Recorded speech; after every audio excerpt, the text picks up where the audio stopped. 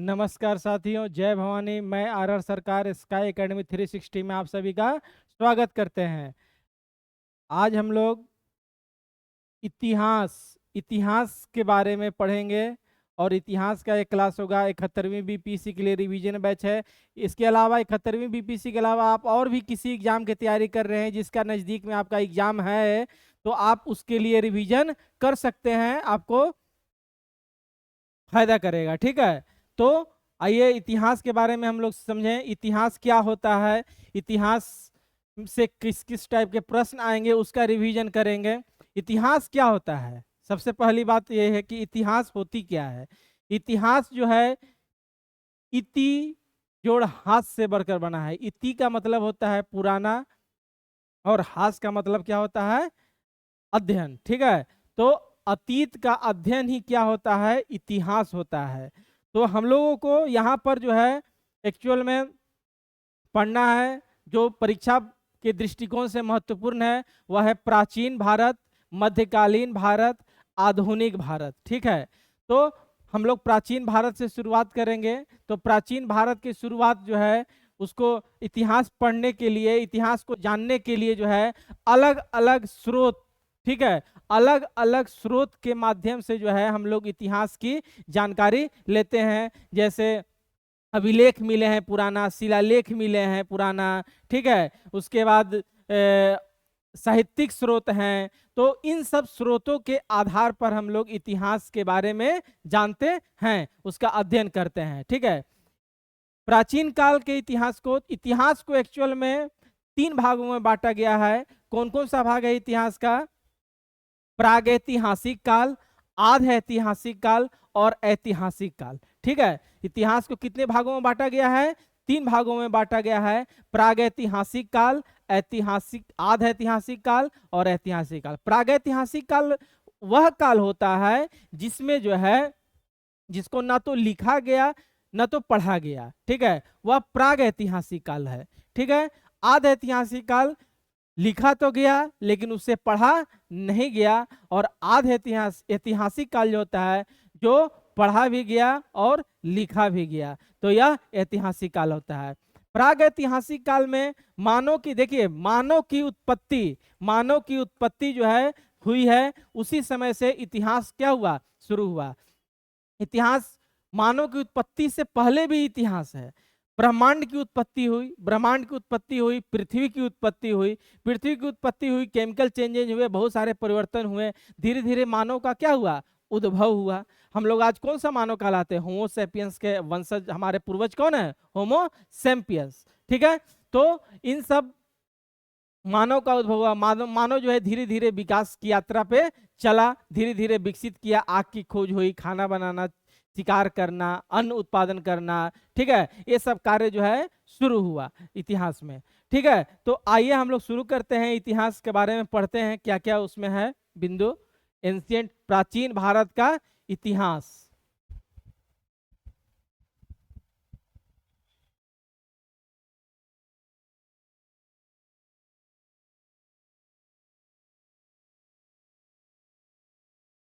देखिए, हमने बताया कि ऐतिहासिक स्रोत, क्या? ऐतिहासिक स्रोत के बारे में पहले जानेंगे कि इतिहास का ऐतिहासिक स्रोत क्या है। ठीक है, अब देखिए, हमने अभी बताया कि प्राक ऐतिहासिक काल, आध ऐतिहासिक काल और ऐतिहासिक काल। प्रागैतिहासिक काल जो होता है वह जो है पाषाण काल। पाषाण काल का मतलब होता है पत्थरों से बने औजार वाले काल। पाषाण का मतलब क्या होता है? पत्थर होता है, पत्थरों से बने औजार।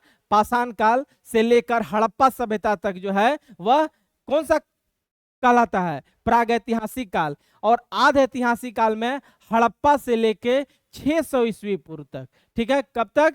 600 ईसा पूर्व तक। और उसके बाद ऐतिहासिक काल जो है वह 600 ईसा पूर्व से आगे। ठीक है, 600 ईसा पूर्व यानी कि महाजनपद काल तक जो है। ठीक है, तो उसको आध ऐतिहासिक काल में रखते हैं। और ऐतिहासिक काल 600 ईसा पूर्व से अब तक जो है सब किस में आएगा? ऐतिहासिक काल में आएगा। ठीक है, देखिए, अब सबसे पहली बात कि जो ऐतिहासिक स्रोत हैं, उन ऐतिहासिक स्रोत का वर्णन जो है वह किसमें उसका वर्णन कौन करता है? तो पुरातत्ववेता होते हैं। पुरातत्ववेता जो होते हैं वह जो है खोज करते हैं और उसी आधार पर जो है इतिहास की जानकारी होती है। तो पुरातत्व क्या होता है? पुरातत्व होता है कि भौतिक अवशेषों के माध्यम से मानव के क्रियाकलापों का ज्ञान ही पुरातत्व है। ठीक है, भौतिक अवशेष यानी कि जो फिजिकल चीज मिले हैं, फिजिकल वस्तुएं मिली हैं, उन्हीं के अवशेषों के माध्यम से यह पता चलता है कि प्राचीन काल में मानव कैसे कैसे किस प्रकार कार्य करते थे। उन्हीं कार्यों के ज्ञान को ही हम लोग क्या कहते हैं? पुरातत्व कहते हैं। पुरातात्विक स्रोत क्या क्या है? तो पुरातत्व जो है, इस पुरातत्व का पुरातात्विक स्रोत क्या क्या है? तो पुरातात्विक स्रोत है अभिलेख है, मुद्राएं हैं, मूर्तियां हैं, स्मारक हैं, मोहरे हैं, चित्रकला है। ठीक है, चित्रकला में भित्ति चित्रकला था। ठीक है, दीवारों पे बनाए जाने वाला चित्रकला, स्मारक हो गया, मोहरे हो गए। इन सब आधार पर, किन किन आधार पर? अभिलेख के आधार पर, स्मारक के आधार पर, मुद्राएं के आधार पर, चित्रकला के आधार पर, इन सब मूर्तियों के आधार पर जो है हम लोग पुरातात्विक स्रोत, इन सब स्रोतों के माध्यम से इतिहास के बारे में जानकारी प्राप्त करते हैं। ठीक है, तो अभी हम लोग क्या क्या समझे? पुरातत्व क्या होता है इसके बारे में समझे, पुरातत्व क्या होता है, उसके बाद पुरातात्विक स्रोत क्या है, कौन कौन से हैं। ठीक है, उन सब के बारे में जाने। पुरातत्व समझ गए होंगे कि पुरातत्व क्या होता है। पुरातत्व के बारे में अभी उन्होंने बताया कि भौतिक अवशेषों के माध्यम से जो मानव उस समय क्रियाकलाप करता था, उसके बारे में जानकारी पुरातत्व कहलाता है। पुरातात्विक स्रोत क्या क्या हो गए? तो अभिलेख हो गए, स्मारक हो गए, मोहरे हो गए, मुद्राएं हो गए। ठीक है, इन सब आधार पर। अब उसी में अभिलेख क्या होता है? अभिलेख क्या? अभिलेख क्या है? अभिलेख जो है प्राचीन काल के इतिहास जानने का एक बहुमूल्य स्रोत है। क्या है? अभिलेख प्राचीन काल के बारे में जानने का एक सबसे अच्छा स्रोत है, विश्वसनीय साधन है। ठीक है, अब अभिलेख का जो अध्ययन करता है उसको जो हम लोग पुराभिलेखा शास्त्र यानी कि इपिग्राफी कहते हैं। ठीक है ना, अभिलेख का जो अध्ययन करता है उसको क्या कहते हैं? इपिग्राफिक। क्या कहते हैं? इपिग्राफिक। प्राचीन भारत में के अभिलेख जो है वह किस चीज पे होते थे? अभिलेख जो खुदवाए अभिलेख जो होता था वह सोना होता था, चांदी के, तांबा, कांसा, प्लेटों, पत्थरों के, चट्टानों से निर्मित मंदिरों की दीवारों तथा पक्की ईंटों पर उकेरे जाते थे। अभिलेख जो होता था ना, वो पत्थर हो गया, उस पे उकेरा जाता था, लिखा जाता था, चांदी के वस्तु पे, सोने के वस्तु पे, पत्थरों पे। ठीक है, इन सब चीजों पे जो है अभिलेखों को क्या किया जाता था? उकेरा जाता था। तो अभिलेख के बारे में, अभिलेख क्या है? प्राचीन भारत के इतिहास जानने का एक प्रमुख स्रोत है। और यह अभिलेख का जो अध्ययन होता है उस अध्ययन को हम लोग क्या कहते हैं? एपिग्राफी। अभिलेखों का अध्ययन परीक्षा में आती है प्रश्न कि अभिलेखों का अध्ययन क्या कहलाता है? तो क्या कहलाती है अभिलेखों का अध्ययन? एपिग्राफी कहलाती है। ठीक है, अब जो अभिलेख होता है, पुरातात्विक अभिलेख, इसको दो भाग में बांटा जाता है, एक देशी अभिलेख और एक विदेशी अभिलेख। देखिए, तो देशी अभिलेख जो भारत के परिप्रेक्ष्य में देखेंगे तो देशी अभिलेख भारत वाला हो गया। ठीक है, विदेशी अभिलेख जो बाहर से मिला है, जैसे एशिया माइनर हो गया, ठीक है, उन सब जगह से बोगज कोई हो गया, तो बाहरी भारत के बाहर से मिले गए अभिलेखों को विदेशी अभिलेख कहेंगे और भारत में जो मिला है उसको देशी अभिलेख कहेंगे। तो प्राचीन भारत के प्रमुख कुछ अभिलेख हैं, जैसे महास्थान अभिलेख चंद्रगुप्त मौर्य के शासनकाल के बारे में बताता है। जूनागढ़ गुजरात में है, किस रुद्रदामन जो शासक है उसके बारे में बताता है। प्रयाग अभिलेख इलाहाबाद यूपी, प्रयागराज यूपी, समुद्रगुप्त के बारे में। उदयगिरी अभिलेख चंद्रगुप्त द्वितीय के बारे में। भीतरी अभिलेख भीतरी जूनागढ़ अभिलेख स्कंदगुप्त के बारे में। एरन अभिलेख भानुगुप्त के बारे में। मधुवन अभिलेख हर्षवर्धन के बारे में जानकारी देता है। तो इन सब बातों को क्या करना है? याद करना है। ठीक है, क्या महास्थान अभिलेख पूछेगा परीक्षा में कि महास्थान अभिलेख जो है किसके शासन का वर्णन करता है? तो चंद्रगुप्त मौर्य के बारे में। जूनागढ़ अभिलेख जो है रुद्रदामन। प्रयाग अभिलेख समुद्रगुप्त। उदयगिरी अभिलेख चंद्रगुप्त द्वितीय। एरन अभिलेख भानुगुप्त। भीतरी अभिलेख स्कंदगुप्त और मधुवन अभिलेख हर्षवर्धन के बारे में जानकारी देता है। ठीक है, अब देखिए एशिया माइनर अभी हमने बताया कि देशीय अभिलेख और विदेशी अभिलेख। तो देशीय अभिलेख के बारे में हमने बताया कि देशीय अभिलेख जो भारत के परिप्रेक्ष्य में देखेंगे तो वह देशीय अभिलेख होगा, और भारत से बाहर जो होगा वह कौन सा अभिलेख होगा? विदेशी अभिलेख होगा। तो एशिया माइनर से जो अभिलेख मिले हैं, एशिया माइनर में प्राप्त बोगज कोई अभिलेख, परीक्षा में आता है कि बोगज कोई अभिलेख का संबंध कहां से है, तो इसका संबंध कहां से है? एशिया माइनर से है।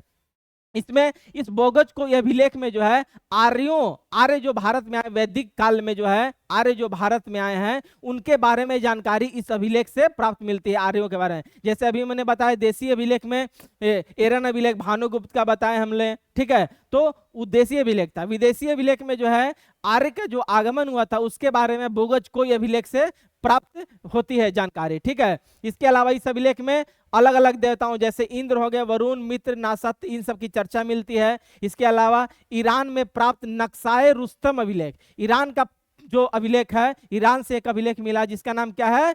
नक्शाए रुस्तम अभिलेख, ठीक है। ईरान का अभिलेख याद रखिएगा, नक्शाए रुस्तम अभिलेख कहां से मिला है? ईरान से। बोगज कोई अभिलेख कहां से मिला है? एशिया माइनर से, ठीक है।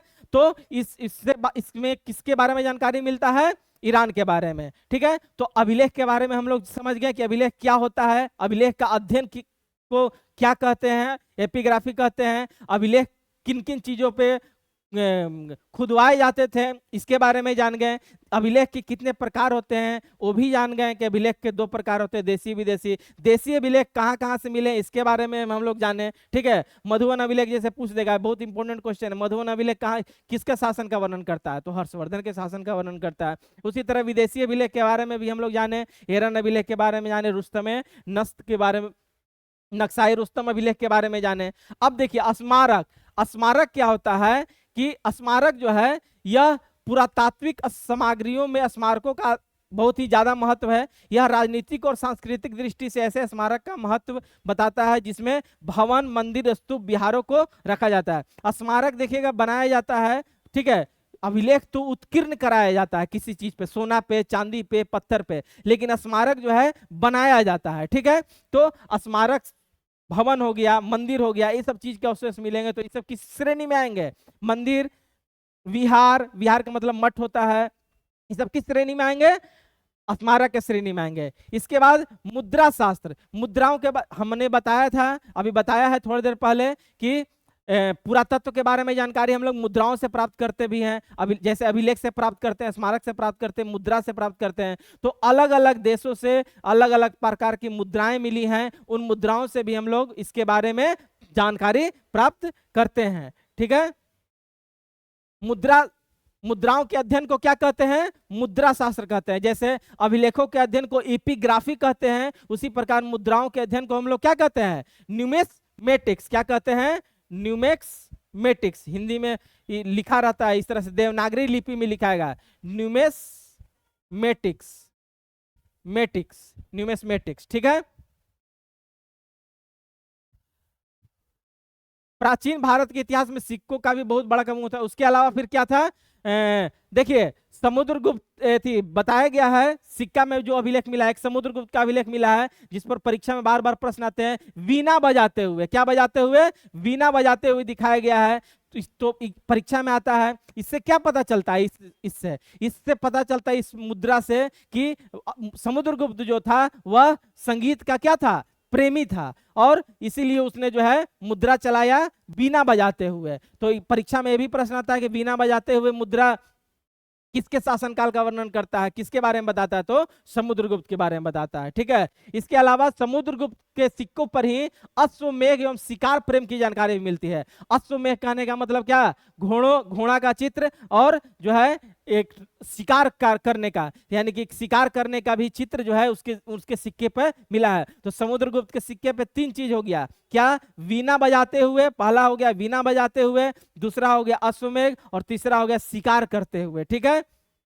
अब हम लोग जान गए, क्या क्या जान गए? अभिलेख के बारे में जान गए, स्मारक के बारे में जान गए, मुद्रा के बारे में जान गए। अब हम लोगों का स्रोत क्या है? मुहर है। तो देखिए उस समय के जो शासक थे वह मुहर बनवाते थे, ठीक है ना। मुहर का भी बहुत महत्व था। तो मुहर जो होता है, स्टाम्प जो होता है, ये हड़प्पा काल के से ज्यादा मिला। हड़प्पा काल की जो चल रहा था, हड़प्पा जीवन चल रहा था, हड़प्पाई जीवन जो है, उस काल के शासकों में जो है क्या उस समय के हड़प्पा सभ्यता के समय का बारे में जानकारी मिलता है। किससे? मुहरों से। उसके अलावा मूर्ति कला है। मूर्ति कला उस समय के प्राचीन काल की जानकारी जो हम लोग मूर्ति कला से जब मिलती है, उस समय के लोग जो है मूर्ति कला में बनाते थे, तो मूर्ति कला के बारे में जानकारी मिलती है। इसके अलावा चित्रकला, जैसे कि उस समय के लोग क्या करते थे, घड़ा पे जो है चित्रकारी करते थे। ठीक है, मृदर, धूसर, मृदभांड, लोग आएंगे प्रश्न पे, उस सब जो है गैरिक, मृदभांड, ये सब जो है उस पे चित्रकारी किया जाता है। आदमी जब जो है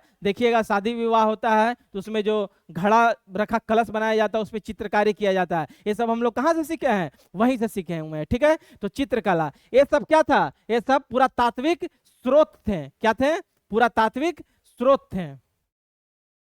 अब देखिए, अब पुरातात्विक, अभी हमने बताया था थोड़ी देर पहले, क्या बताया था कि इतिहास को जानने के लिए जो है स्रोत है, अलग अलग स्रोत है। अब उन स्रोतों में साहित्यिक स्रोत भी है। अब साहित्यिक स्रोत अलग अलग स्रोत होते हैं। इसमें बौद्ध ग्रंथ है, जैन ग्रंथ है, धर्म ग्रंथ है, मनुस्मृति है। इन सब स्रोतों से जो है प्राचीन भारत के बारे में जानकारी मिलती है। तो साहित्यिक स्रोत के अंतर्गत क्या क्या आता है? देखिए साहित्यिक स्रोत के अंतर्गत आता है धार्मिक साहित्य, धर्मेत्तर एवं लौकिक साहित्य और विदेशी साहित्य। ठीक है, तो धार्मिक साहित्य यानी कि धर्म से संबंधित, जो उस समय जो लोग मातृ सेवक, मातृ के उपासक होते थे, शिव के उपासक होते थे, तो इन सब के बारे में जो जानकारी मिली, उस समय से शिवलिंग मिला तो उससे जानकारी मिला कि लोग शैव के उपासक थे। तो इन सब जो किस में आएगा? धार्मिक साहित्य में आएगा। ठीक है, धार्मिक साहित्य को भी दो भाग में बांटा गया है, एक ब्राह्मण ग्रंथ और दूसरा ब्राह्मणेतर ग्रंथ। ब्राह्मण ग्रंथ कहने का मतलब हुआ कि वैदिक साहित्य, महाकाल, पुराण, स्मृति है ना, वैदिक साहित्य। वैदिक साहित्य में मतलब ऋग्वेद हो गया, यजुर्वेद हो गया, सामवेद हो गया, अथर्ववेद हो गया, इन सब वेदों से जानकारी मिलती है। धार्मिक साहित्य महाकाल हो गया, पुराण हो गया, वेद हो गया, पुराण, महाकाल में रामायण हो गया, महाभारत हो गया, स्मृति ग्रंथ हो गया। स्मृति ग्रंथ में क्या क्या आ जाएगा? स्मृति ग्रंथ में जो है जो उस समय की स्मृतियां में लिखी गई हैं बातें, उससे जानकारी मिलेगी। अब ब्राह्मणेतर ग्रंथ क्या होता है कि ब्राह्मण से इतर जो ग्रंथ हुआ वह ब्राह्मणेतर ग्रंथ हुआ। अब जैसे हिंदू धर्म के अलावा जो है, जो धर्म उस समय शुरू हुए थे उस काल में, वह बौद्ध धर्म थे, जैन धर्म थे। ठीक है, तो बौद्ध धर्म, जैन धर्म जो थे, उनके साहित्य में जो इतिहास का वर्णन किया गया है, उस वर्णन की जानकारी हमें किस ग्रंथ से मिल रही है? ब्राह्मणेतर ग्रंथ से। तो ब्राह्मण ग्रंथ, ब्राह्मणेतर ग्रंथ जो है, ये सब साहित्यिक स्रोत है, इतिहास जानने का स्रोत है। ठीक है, अब धर्मेतर ग्रंथ, धर्म से इतर, यानी कि धर्मेतर ग्रंथ, धार्मिक ग्रंथ तो हम लोग समझ गए। धर्मेतर यानी धर्म से इतर जो ग्रंथ है, तो उस समय के जो राजा थे, उन राजाओं के काल का जो वर्णन किया गया है, जैसे कि अर्थशास्त्र, कौटिल्य। अर्थशास्त्र किसने लिखा? कौटिल्य ने लिखा, और इसमें मौर्य साम्राज्य का वर्णन किया गया है। नीतिसार कामंदक ने लिखा, राजतरंगिणी कलहन ने लिखा। ये सब परीक्षा में एकदम आते हैं, राजतरंगिणी कलहन, नीतिसार कामंदक, अर्थशास्त्र कौटिल्य। अब अर्ध ऐतिहासिक रचनाएं ने रासमाला सोमेश्वर, कीर्ति कौमुदी सोमेश्वर, प्रबंध चिंतामणि मेरुतुंग, प्रबंध कोश राजशेखर, मुद्रा राक्षस विशाख दत्त, अष्टाध्यायी पाणिनि, महाभारत पतंजलि। देखिए, इसमें कुछ कुछ तो सब लोग को याद होगा, इसमें दो तीन चीज याद करना है। एक रासमाला और कीर्ति कौमुदी, यह थोड़ा अलग है। तो रासमाला और कीर्ति कौमुदी जो है, यह सोमेश्वर से संबंधित है। ठीक है, बाकी तो मुद्रा राक्षस विशाख दत्त सब लोग याद करते हैं। अष्टाध्यायी पाणिनि, महाभारत पतंजलि, प्रबंध कोश राजशेखर। अब जीवन पर्यक ऐतिहासिक रचना में क्या क्या आ जाएंगे? बुद्ध चरित्र, बुद्ध के चरित्र का वर्णन किसमें किया गया है? कौन किया? अश्वघोष। हर्ष चरित्र किसने लिखा? बाणभट्ट ने लिखा। रामचरित्र किसने लिखा? संध्याकर नंदी ने लिखा। पृथ्वीराज विजय किसने लिखा? जयानर ने लिखा। ठीक है, ये सब जो स्रोत था, धार्मिक, धर्मेतर, लौकिक, ये सब जो साहित्य था, यह देसी साहित्य था। अब कुछ विदेशी साहित्य भी है जिससे प्राचीन भारत के बारे में जानकारी प्राप्त होती है। उसमें यूनानी लेखक, चीनी लेखक और अरबी लेखक, इन लेखकों के द्वारा जो है भारत का वृत्तांत किया गया है, जिसमें यूनानी लेखक में Ctesias, Herodotus, Nearchus, Onesicritus, Aristobulus, Megasthenes, Dionysius, Ptolemy, स्थिनी, यह सब जो है यूनानी लेखक था। परीक्षा में इस तरह से भी आ जाता है कि टॉलमी जो है कहाँ का लेखक था, किस से संबंधित है। ऑप्शन में रहेगा यूनानी, चीनी, अरबी, तो उसका आंसर क्या हो जाएगा, उत्तर क्या हो जाएगा, यूनानी हो जाएगा। उसी तरह चीनी यात्री अलग अलग समय पर आए थे जो भारत का वृत्तांत लिखे थे प्राचीन। फहियान, इसने फूको की पुस्तक लिखा था। संगपुन, हेनसांग, इत्सिंग, लवीली, इत्सिंग तो बहुत बार परीक्षा में आ चुका है। मातवालिन, चाउ जुकुआ, ये सब चीनी यात्री था। अरबी में अलबरूनी था, अल मसूदी था, सुलेमान था और अल विलासी था। ठीक है, अब ये सब काम था, विदेशी साहित्य था। तो साहित्यिक स्रोत में हम लोग देखें, ठीक है, पुरातात्विक स्रोत देखे, अभिलेख देखे, मुद्रा देखे, साहित्यिक स्रोत देखे। साहित्यिक स्रोत में भी हम लोग ने दो चीज देखा, विदेशी साहित्य और देशी साहित्य। अब वैदिक साहित्य होता है, ठीक है, वैदिक साहित्य। वैदिक साहित्य में क्या क्या आता है, ऋग्वेद आता है, सामवेद आता है, यजुर्वेद आता है, और कौन सा वेद आता है, अथर्ववेद आता है। ठीक है, देखिए अब ऋग्वेद जो है यह सबसे प्राचीन वेद है। ऋग्वेद सबसे प्राचीन वेद है, जिसमें 10 मंडल हैं, 1028 सूक्त हैं और 10,462 श्लोक हैं। अब इन जो वेद होते हैं, इन वेदों के अलग अलग उपवेद होते हैं और इनके अलग अलग रचयिता हैं। ये जो वेद हैं, आगे में हम लोग जब वैदिक काल पढ़ेंगे वहां पर और ज्यादा डिटेल में और ज्यादा विस्तार से हम लोग इन वेदों का अध्ययन करेंगे। अभी सिर्फ हम लोग जो है ऐतिहासिक स्रोत के बारे में पढ़ रहे हैं, इसलिए उस ऐतिहासिक स्रोत के देखेंगे और थोड़ी बहुत जानकारी याद करते हुए यहीं से अभी कम से कम 100 क्वेश्चन निकल जाएगा। ठीक है, तो याद कीजिएगा।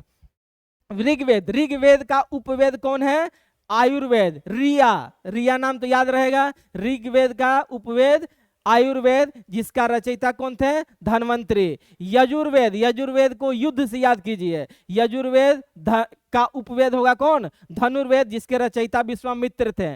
सामवेद, साग याद कीजिए, सामवेद का गंधर्ववेद, ठीक है, भरत मुनि। अथर्ववेद आशा, अथर्ववेद का शिल्प वेद, इसका कौन था, विश्वकर्मा जी लिखा था। ठीक है, तो ये वेद थे, वेद के उपवेद था और उपवेद के उसके रचयिता कौन थे उसके बारे में जानकारी था। ठीक है, अब देखिए वेद होता है, वेद के अलावा वेदांग होते हैं। ठीक है ना, वेद होता है, वेदांग होता है। तो वेदांग क्या है, वेदांग की रचना वैदिक काल जब समाप्ति की ओर था, वैदिक काल, और उत्तर वैदिक काल की जब शुरुआत हो रही थी तो वेदांग हुआ। वेदांग कहने का मतलब वेद का अंग। ठीक है, वेदांग का अंत शुरू हुआ, ठीक है, वैदिक काल के अंत में। अब वेदांग जो है वह टोटल 6 हैं। कितने हैं वेदांग, वेदांगों की संख्या 6 है। कौन कौन है, शिक्षा है, कल्प है, शिक्षा है, कल्प है, व्याकरण है, निरुक्त है, छंद है और ज्योतिष है। कौन कौन है, शिक्षा, कल्प, व्याकरण, निरुक्त, छंद, ज्योतिष। शिक्षा का मतलब होता है उच्चारण की विधि, ठीक है। कल्प का मतलब होता है सूत्र का प्रयोग करना। उसके बाद व्याकरण का मतलब होता है प्रकृति और प्रत्यय, यानी कि हम लोग जो हिंदी भाषा का इस्तेमाल करते हैं उसमें प्रत्यय सब होता है ना, उसके बारे में जानकारी है। निरुक्त में शब्द का प्रयोग, निरुक्त का मतलब शब्दों का प्रयोग करना होता है, कहाँ पे क्या शब्द यूज करना है, ऐसा नहीं कि कहीं पे कुछ भी बोल दिए हैं। ठीक, छंद का मतलब रचना का ज्ञान, कोई भी चीज जैसे कविता लिखते हैं, कहानी लिखते हैं तो रचना हो रही है ना, उस रचना का ज्ञान होना चाहिए। ज्योतिष, अनुष्ठानों का समय। ठीक है, अब जो वेद हैं उन वेदों के अलग अलग ब्राह्मण ग्रंथ होते हैं, उपनिषद होता है। ठीक है, तो ऋग्वेद के बारे में, जैसे वेद का हमने उपवेद बोला था,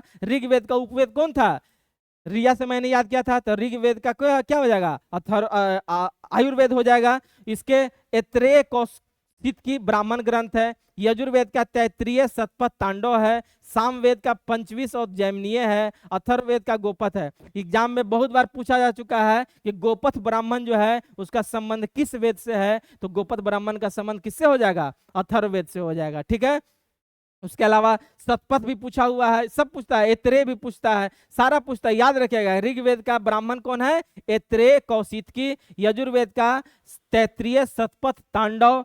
सामवेद का पंचविश जैमिनीय। अथर्ववेद का गोपथ। ठीक है,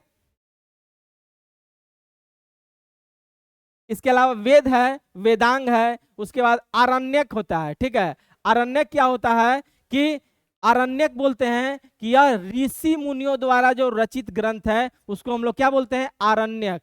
ठीक है। यानी ऋषि मुनि पहले कहाँ रहते थे? वन में रहते थे, और वन में रहते रहते उन्होंने रचना करते थे, और उसी रचना को हम लोग क्या कहते हैं? आरण्यक। यानी कि ऋषि मुनियों द्वारा रचे जाने वाले ग्रंथ को आरण्यक कहते हैं, ठीक है ना। उसके अलावा उपनिषद होता है। उपनिषद क्या होता है? इसमें दर्शन से संबंधित है, ठीक है ना, फिलॉसफी से। यानी कि कोई भी चीज, कोई व्यक्ति जो है वह अगर अपना कुछ देता है, ठीक है, बताता है, अपने विचार देते हैं, उसको हम लोग दर्शन बोलते हैं। और उपनिषद जो है दर्शन से संबंधित होता है। इसी तरह उपनिषद बहुत सारे होते हैं। जो परीक्षा में एक प्रश्न आता है, सत्यमेव जयते कहाँ से लिया गया है? तो सत्यमेव जयते कहाँ से लिया गया है? मुंडकोपनिषद से लिया गया है, ठीक है, मुंडकोपनिषद से लिया गया है। इसके अलावा अब ये सब क्या थे? साहित्यिक स्रोत थे, ठीक है। अब बौद्ध साहित्य, बौद्ध साहित्य का मतलब क्या? बौद्ध साहित्य का मतलब क्या हुआ? बौद्ध साहित्य में जो है, बौद्ध साहित्य से जानकारी हम लोग, जातक कथाएं जो है परीक्षा में आती है कि जातक कथाओं का संबंध किससे है? तो बौद्ध साहित्य से है, ठीक है। तो बौद्ध ग्रंथ से जानकारी भी हम लोग प्राचीन भारत में मिलती है, जिसमें जातक कथाओं का वर्णन है। इसके अलावा इसका है सूत पिटक, विनय पिटक और अभिधम पिटक, 3 प्रकार के पिटक है। उसमें बुद्ध जो सिद्धांत दिए थे, उन सिद्धांतों को उसमें क्या किया गया है? वर्णन किया गया है। उन वर्णनों का हम लोग जो है, उन वर्णनों से हम लोग जानते हैं कि प्राचीन भारत में क्या क्या हुआ था, ठीक है।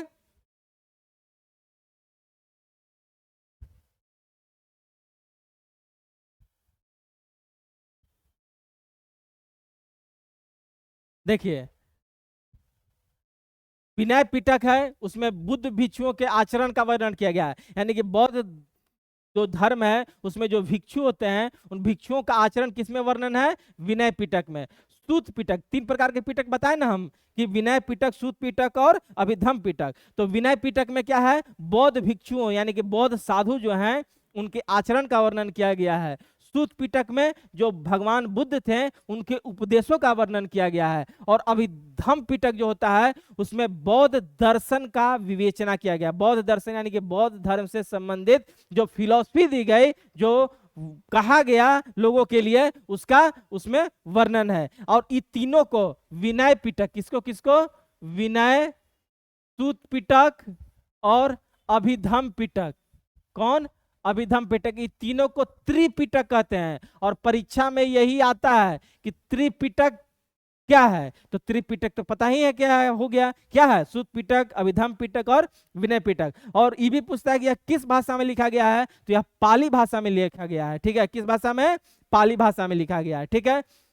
इसके अलावा इन इन ग्रंथों, बौद्ध साहित्य में जातक कथा हो गया, विनय पिटक, सूत पिटक, अभिधम पिटक हो गया। इसके अलावा जो है महावंश और दीपवंश, 2 ग्रंथ हैं बौद्ध का, उसमें भी वर्णन है, ठीक है। इसके अलावा हमने बताया था अश्वघोष का बुद्ध चरित्र जो है, उसमें है नागसेन का जो रचना है मिलिंद पन्हो, ठीक है, उसमें है नागसेन का मिलिंद पन्हो, ललित विस्तार, मंजूश्री, मूलकल्प, महावस्तु, दिव्य वदान, ये सब जो है बौद्ध ग्रंथ हैं, जिससे प्राचीन भारत की जानकारी हमें प्राप्त होती है। उसके अलावा जैन साहित्य है। जैन साहित्य में बहुत तरह के बात हैं, उसमें उससे भी हम लोग प्राचीन भारत की जानकारी मिलती है। इसमें 12 जैन साहित्य में 12 अंग होते हैं। क्या होते हैं? 12 अंग होते हैं, 12 उपांग होते हैं। परीक्षा में ये आया है, बीपीएससी में ये प्रश्न आया हुआ है, ठीक है। 12 अंग, 12 उपांग, 10 प्रकीर्ण और 6 छंद होते हैं। एकदम रट जाइए, 12 अंग, 12 उपांग, 10 प्रकीर्ण और 6 छंद होते हैं, ठीक है। इन ग्रंथों का संग्रह जो है कब हुआ? 513 ईस्वी में। कब हुआ? 513 ईस्वी में हुआ, बल्लभी, ठीक है, के जैन संगति के दौरान, ठीक है। इसके अलावा आचरांग सूत्र है, भगवती सूत्र है और औपातिक सूत्र है। आचरांग सूत्र में जैन भिक्षु, जैसे हमने विनय पिटक में बौद्ध भिक्षुओं का हमने बताया था, उनका वर्णन है, उसी तरह जैन जो धर्म है, जैन ग्रंथ है आचरांग सूत्र, उसमें बौद्ध भिक्षुओं का, बौद्ध धर्म में विनय पिटक में और जैन धर्म में आचरांग सूत्र में। भगवती सूत्र में महावीर स्वामी के, भगवान महावीर स्वामी जो जैन धर्म के प्रवर्तक थे, इनके बारे में वर्णन है। और उसमें सूत पिटक में बौद्ध धर्म के प्रवर्तक जो भगवान बुद्ध थे, उनके बारे में वर्णन है। और औपपातिक सूत्र या आवश्यक सूत्र जो होता है, इसमें जो है अलग अलग राजाओं के शासन काल का वर्णन किया गया। जैसे चंद्रगुप्त मौर्य के शासन का भी मतलब जो है आवश्यक सूत्र या औपाधिक सूत्र में किया गया है। इसके अलावा और भी बहुत सारे जैन ग्रंथ हैं, वसुदेव हिंदी, बृहद कल्पसूत्र, कुलिका पुराण, कथा कोश, इन सब में जो है वर्णन है। तो ये सब स्रोत था। अब प्राचीन धर्मेत्तर रचनाएं तथा रचना, देखिए ये सब याद कीजिएगा। अर्थशास्त्र किसने लिखा? कौटिल्य, राजसरंगिणीकरण, अष्टाध्यायी पाणिनि, मुद्रा राक्षस विशाख दत्त, महाभाष्य पतंजलि, मृच्छकटिकम शूद्रक, हर्षचरित्र बाणभट्ट, पृथ्वीराज रासो चंद्रबदाई, रामचरित्र संध्याकर नंदी, कथा सरित सागर विलहन, गौडवाहो वाकपति, हमीर काव्य न्यायचंद्र, भोज प्रबंध बल्लाल। ठीक है, तो ये सब याद करने। और धर्मेत्तर संस्था, धर्मेत्तर कहने का मतलब धर्म से इतर, यानी धर्म से धार्मिक साहित्य के अलावा भी बहुत सारे साहित्य लिखे गए हैं जिसमें प्राचीन भारत का वर्णन किया गया है। तो याद रखना है ये सब। ठीक है, उसके अलावा हमने क्या बताया था कि विदेशी यात्री आए थे, विदेशी यात्री जो है वर्णन किए थे। ठीक है, तो विदेशी यात्री में जैसे कि क्या है, एक प्रश्न आता है, पेरिप्लस ऑफ द इरिथ्रियन सी के लेखक कौन है? तो यह अज्ञात लेखक है। ठीक है ना, परीक्षा में इस पे बहुत बार विवाद भी हो चुका है। पेरिप्लस ऑफ द इरिथ्रियन सी का लेखक कौन है? अज्ञात है। ठीक है, इसके अलावा जो है और भी विदेशी स्रोत है, मेगास्थनीज का इंडिका है। ठीक है, यूनान का था, टोलमी यूनान का था, जियोग्राफी में वर्णन किया है। प्लिनी यूनान का था, नोटोराकुस हिस्टोरिका इसका रचना है। पेरिप्लस ऑफ द इरिथ्रियन सी, यूनान मिस्र इससे संबंधित देश है, अज्ञात है लेखक। फहियान, रिकॉर्ड ऑफ बुद्धिस्ट कंट्रीज, फूको की। हेनसांग, सी यू की लिखा था, Buddhist record of western world. देखिए सी यू की जो इसका नाम क्या है, Buddhist record of western world. और फहियान फूको की उसका नाम है record of Buddhist countries. Itsing चीन का था। ठीक है ना, इसने लिखा ए record of the Buddhist religion and practice in India and Malaya. हुगवली चीन का था, लाइफ ऑफ वेनसांग लिखा। अलबरूनी अरब का था, तहकीके हिंद किताबुल हिंद लिखा। इन सब के द्वारा विदेशी यात्रियों के द्वारा जो है लिखा गया। ठीक है, और अलग अलग आगे में हम लोग इसके बारे में और भी आगे जब डिटेल में पढ़ेंगे। अब देखिए भारत का नाम जो है अलग अलग लोगों के द्वारा जो है, भारत का नाम भारत कैसे पड़ा? तो सबसे पहले इंडस शब्द था, इसका स्रोत क्या है? लैटिन भाषा है। इंडिया जो शब्द है यह सबसे पहले किसने दिया? याद करिएगा, हखमनी ईरानियों के द्वारा। भारत देश को इंडिया सर्वप्रथम हखमनी द्वारा दिया। सप्त सिंधु किसको कहते हैं? सप्त सिंधु 7 नदियों के क्षेत्र को। ठीक है ना, जो भारत का जो नक्शा है, ठीक है, ये भारत का जो नक्शा है, इस नक्शा में यहाँ पर 7 नदी है। ठीक है, यहाँ पर इस पोर्शन में उसी 7 नदियों को देश के क्षेत्र को जो है सप्त सिंधु कहा गया। और इसका वर्णन जो है सप्त सिंधु प्रयोग जो है किसमें किया गया? ईरानियों के पारसियों के पवित्र ग्रंथ जिंद अवस्था। एग्जाम में प्रश्न आता है जिंद अवस्था किस धर्म से संबंधित है? पारसियों से संबंधित है, जिसका अर्थ सरस्वती की 7 नदियों का क्षेत्र है। इंडोस यूनानी भाषा का शब्द है। ठीक है, यह इंडोस यूनानी भाषा का शब्द किसने दिया? भारत का यह नाम यूनानियों ने दिया। यानी कि भारत, यूनानियों ने भारत को क्या कहा? इंडोस कहा। और इंडस कौन सा शब्द है? लैटिन शब्द है। इंडिया शब्द किसने दिया? हखमनी ईरानियों ने दिया। फिर यही शब्द जो है ना आगे चल के हप्त हिंदू बन गया। सप्त सिंधु जो था वह हप्त हिंदू बन गया। हप्त हिंदू का प्रयोग हप्त हिंदू सप्त सिंधु बन गया। हप्त हिंदू का प्रयोग किसने किया था? ईरानी और पारसियों की पुस्तक मेहरे यासल और यासना में सप्त सिंधु के स्थान पर हप्त हिंदू का प्रयोग किया गया। ठीक है, तिएन चू, चुआंत और इंतु, इसने जो है भारत के लिए किस शब्द का चीनियों ने प्रयोग किया? तिएन चू, चुआंत और इंतु, ये सब जो है चीन वासियों ने प्रयोग किया। भारत के लिए जो है चीन और बौद्ध भिक्षु इत्सिंग द्वारा प्रयुक्त शब्द क्या था? आर्य देश और ब्रह्म राष्ट्र। देखिए भारत के लिए अलग अलग शब्द का प्रयोग किया गया, उसके बारे में बता रहे हैं। महर्षि पतंजलि के समय में आर्यावर्त शब्द का प्रयोग हुआ। भारत को आर्यावर्त कहते ना है, आर्यावर्त भारत खंडे, तो आर्यावर्त शब्द का प्रयोग जो है महर्षि पतंजलि के समय में किया गया। ठीक है, तो ये सब क्या था? स्रोत था जानने का। ठीक है, ऐतिहासिक स्रोत थे। अब हम लोग जो है अगली क्लास में पढ़ेंगे, इसके आगे पढ़ेंगे। ठीक है, उसके पढ़ेंगे ऐतिहासिक स्रोत के बाद क्या आएगा, क्या शुरू होगा ऐतिहासिक स्रोत के बाद? ऐतिहासिक स्रोत के बाद शुरू होगा